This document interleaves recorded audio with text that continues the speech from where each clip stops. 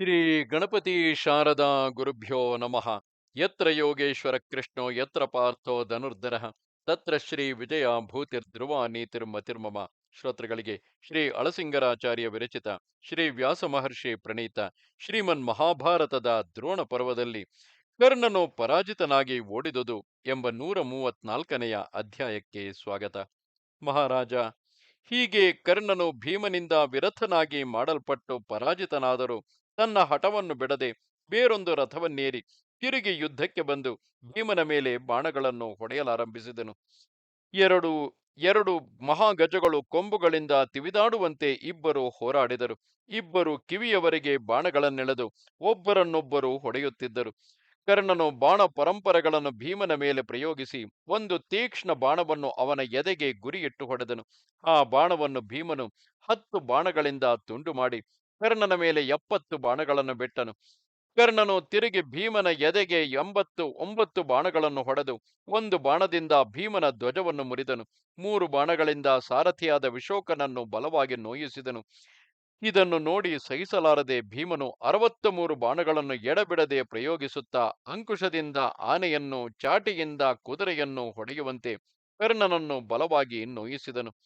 ಕರ್ಣನು ಇದರಿಂದ ಅತಿ ಕ್ರೋಧಾವಿಷ್ಟನಾಗಿ ಕೆಂಪೇರಿದ ಕಣ್ಣುಗಳೊಡನೆ ಕಡೆ ಬಾಯಿಗಳನ್ನು ನೆಕ್ಕುತ್ತಾ ಇಂದ್ರನು ಬಲಾಸುರನ ಮೇಲೆ ವಜ್ರಾಯುಧವನ್ನು ಪ್ರಯೋಗಿಸಿದಂತೆ ಶರೀರ ಭೇದಕವಾದ ಒಂದು ತೀವ್ರ ಬಾಣವನ್ನು ಭೀಮನ ಮೇಲೆ ಪ್ರಯೋಗಿಸಿದನು.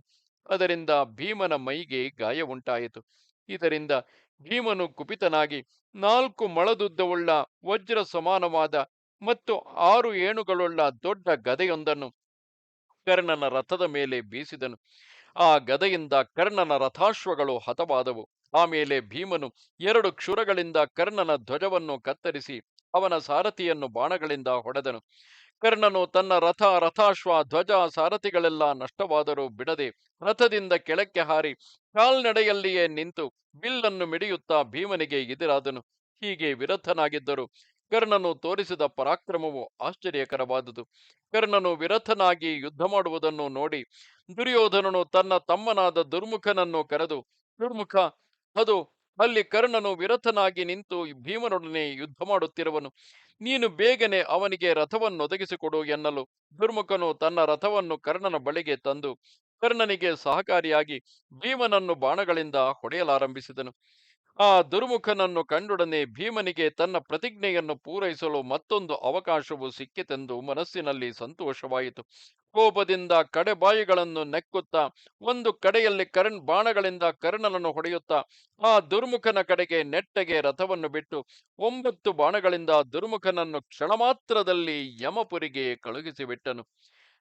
ದುರ್ಮುಖನು ಸತ್ತೊಡನೆ ಕರ್ಣನು ಅವನ ರಥವನ್ನೇರಿ ಕುಳಿತು ರಕ್ತದಿಂದ ತೊಯ್ದ ಅವನ ಮೃತ ಶರೀರವನ್ನು ನೋಡಿ ದುಃಖದಿಂದ ಕಣ್ಣೀರು ಬಿಡುತ್ತಾ ಒಂದು ಮುಹೂರ್ತ ಕಾಲದವರೆಗೆ ಏನೊಂದು ತೋರದೆ ಸುಮ್ಮನೆ ಕುಳಿತಿದ್ದನು. ಆಮೇಲೆ ಕರ್ಣನು ಆ ದುರ್ಮುಖನ ಮೃತದೇಹವನ್ನು ಪ್ರದಕ್ಷಿಣವಾಗಿ ಸುತ್ತಿ ಬಂದು ದುಃಖದಿಂದ ಬಿಸಿ ಬಿಸಿಯಾಗಿ ನಿಟ್ಟುಸಿರನ್ನು ಬಿಡುತ್ತಾ ಸುಮ್ಮನಿದ್ದನು. ಏನು ತೋರದವನಂತೆ ಕರ್ಣನು ದಿಗ್ಭ್ರಾಂತನಾಗಿರುವ ಸಮಯದಲ್ಲಿ ಭೀಮನು ಅವನ ಮೇಲೆ 14 ಬಾಣಗಳನ್ನು ಪ್ರಯೋಗಿಸಿದನು. ಆ ಬಾಣಗಳಿಂದ ಕೋಪಗೊಂಡ ಸರ್ಪಗಳಂತೆ ಮೊರೆಯುತ್ತಾ ಕರ್ಣನ ಕವಚವನ್ನು ಭೇದಿಸಿ ಆ ಬಾಣಗಳು ಕೋಪಗೊಂಡ ಸರ್ಪಗಳಂತೆ ಮೊರೆಯುತ್ತಾ ಬಂದು ಕರ್ಣನ ಕವಚವನ್ನು ಭೇದಿಸಿ ಅವನ ದೇಹದ ರಕ್ತವನ್ನು ಪಾನ ಮಾಡಿ ಕೊನೆಗೆ ಬಿಲದಲ್ಲಿ ಹೊಕ್ಕ ಹಾವುಗಳಂತೆ ನೆಲದಲ್ಲಿ ನಾಟಿದವು. ಕರ್ಣನು ಕೋಪದಿಂದ ಭೀಮನ ಮೇಲೆ 14 ಬಾಣಗಳನ್ನು ಬಿಡಲು ಅವು ಭೀಮನ ಎಡಭುಜಕ್ಕೆ ತಗುಲಿ ಬಹಳವಾಗಿ ಗಾಯವನ್ನುಂಟು ಮಾಡಿದವು. ಭೀಮನ ತೋಳಿನಲ್ಲಿ ನಾಟಿದ ಚಿನ್ನದ ಹಿಡಿಗಳುಳ್ಳ ಆ ಬಾಣಗಳಿಂದ ಭೀಮನು ಅಸ್ತಮಯ ಕಾಲದಲ್ಲಿ ಕಿರಣಗಳನ್ನು ಹರಡುವ ಸೂರ್ಯನಂತೆ ಕಾಣಿಸಿದನು. ಭೀಮನ ಮೈಯಿಂದ ರಕ್ತವು ಸುರಿಯಿತು. ಭೀಮನಿಗೆ ದುಸ್ಸಹವಾದ ಕೋಪ ಉಂಟಾಯಿತು. ಒಡನೆಯೇ ಭೀಮನು ಅತಿ ತೀವ್ರ ವೇಗವುಳ್ಳ 3 ಬಾಣಗಳಿಂದ ಕರ್ಣನನ್ನು ಬಲವಾಗಿ ನೋಯಿಸಿ ಅವನ ಸಾರಥಿಗೆ 7 ಬಾಣಗಳನ್ನು ಹೊಡೆದನು. ಆ ಪ್ರಹಾರದಿಂದ ಕರ್ಣನಿಗೆ ಮೂರ್ಛೆ ಬಂದಂತಾಯಿತು. ಅವನು ಭಯದಿಂದ ರಥವನ್ನು ಹಿಂತಿರುಗಿಸಿಕೊಂಡು ಓಡಿ ಹೋದನು. ಇತ್ತಲಾಗಿ ಭೀಮನು ಜಯೋತ್ಸಾಹದಿಂದ ಧನುಷ್ಠಂಕಾರ ಮಾಡುತ್ತಾ ರಣರಂಗದಲ್ಲಿ ಉರಿಯುವ ಬೆಂಕಿಯಂತೆ ತೋರುತ್ತಿದ್ದನು. ಇದು 134ನೆಯ ಅಧ್ಯಾಯವು. ನಮಸ್ತೆ ಶಾರದೆ ದೇವಿ, ಕಾಶ್ಮೀರ ಪುರವಾಸಿನಿ, ತ್ವಾಮಹಂ ಪ್ರಾರ್ಥೆಗೆ ನಿತ್ಯಂ, ವಿದ್ಯಾದಾನಂಚ ದೇಹಿಮೆ.